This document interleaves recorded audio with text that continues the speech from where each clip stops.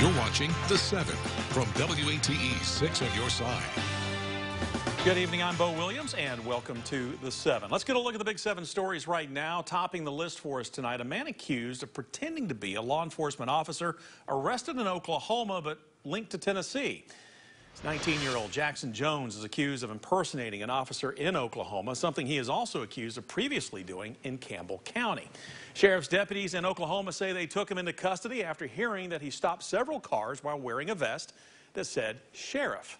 Jones reportedly told officers he just left work in Tennessee and had driven to Oklahoma for a job interview. Now, he also claimed to work for the Campbell County Sheriff's Office here in East Tennessee.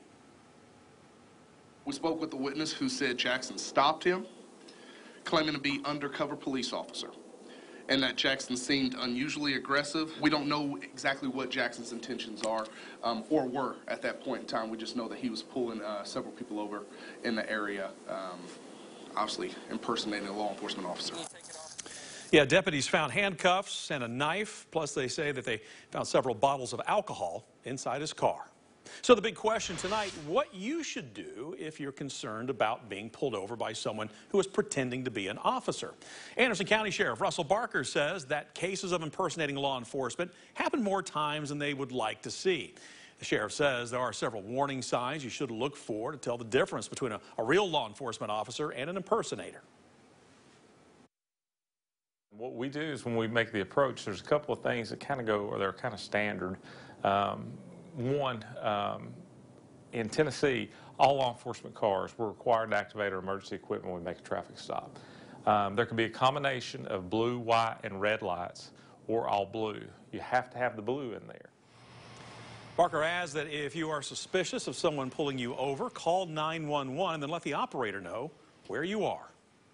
Our next Big 7 story for you tonight, crime numbers for Knoxville. And as we look at the stats, we're also hearing from Police Chief Paul Noel, who came into the job with a mandate for change and who said that he would lean on data to make it happen. Knoxville police now reporting a 15% decrease in the number of murders happening across the city.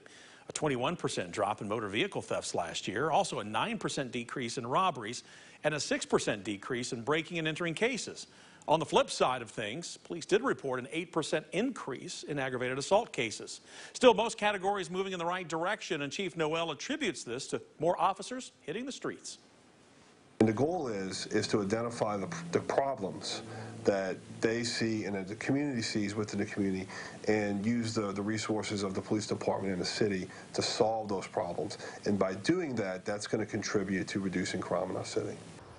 We should point out this report is not finalized just yet. It still has to be reviewed by the Tennessee Bureau of Investigation. Of course, we will dive further into this report for you tonight at 11 o'clock. More crime figures in our next big story for you, this time focused on fentanyl. It's considered one of the deadliest drugs by the Drug Enforcement Administration. And last year, agents seized a record amount. 379 million deadly doses of the highly addictive opioid were seized by the DEA nationwide in 2022. And in the Louisville division, which covers Tennessee, Kentucky, and West Virginia, drug agents seized 184,000 fentanyl-laced pills and 316 pounds of fentanyl powder. That's more than double what they collected the year before. So what's leading to this uptick? More and more, the drug is used to lace fake prescription pills that look identical to real medications you can pick up at pharmacies. Plus, they are more lethal than ever. The DEA says most of it was mass-produced at secret factories in Mexico and then trafficked by drug cartels. Drugs nowadays come directly, the pipeline is from the cartels and the border, but reality, the pipeline is your cell phone, it's the computer, it's things like that. We're seeing a lot of our young adults who, via social media and internet and dark web and things like that, they can order these potentially fatal pills right to their home. Yeah, this trend is also being seen here in Knoxville. Metro Drug Coalition first noticed in 2016, finding nearly every illicit drug now laced with fentanyl.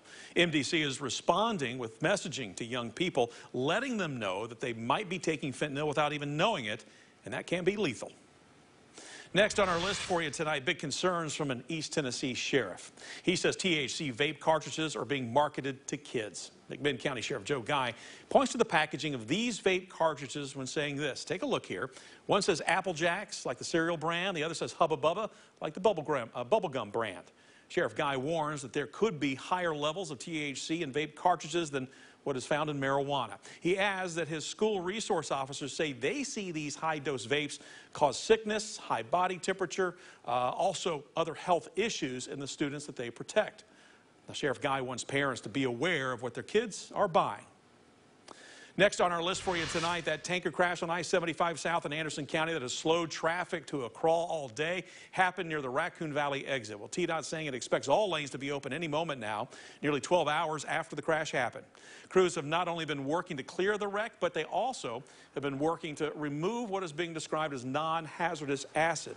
Meanwhile, charges are pending against the driver of the tanker that overturned. A preliminary report we got from the Highway Patrol describes how the crash happened. THP says everything started when a piece of metal flew off one car, hitting another. Now, we're told the second car swerved and that the tanker left the road, overturning while trying to avoid the crash. Still unclear what the pending charges are for. Of course, we'll keep you posted when they are released. And conditions improving now. The TDOT SmartWay map, take a look here behind me, and you can see where it is all, green. This was all red from Rocky Top all the way down to that 119 exit. Now it's all green, so some good news for you there if you're going to be heading southbound. Still around High School, a little bit of a slowdown, but we're not seeing those big backups we were showing you during 4, 5, and 6 o'clock tonight. All right, Governor Bill Lee sending an urgent message about Tennessee roads tonight as our state continues to grow. But the governor wanting to get in front of this problem. He says he is making Tennessee roads one of his biggest priorities. Now, to address congestion and population growth, Lee wants to change the way things work right now. We're talking about building roads faster. He says 15 years is just too long. He also wants more funding and a lot of it. Some of the other ideas we heard him discussing tonight are ones that we've heard in recent weeks. The governor, again, backing what he calls choice lanes. Think of them as new alternative lanes people could take for a fee in order to bypass traffic.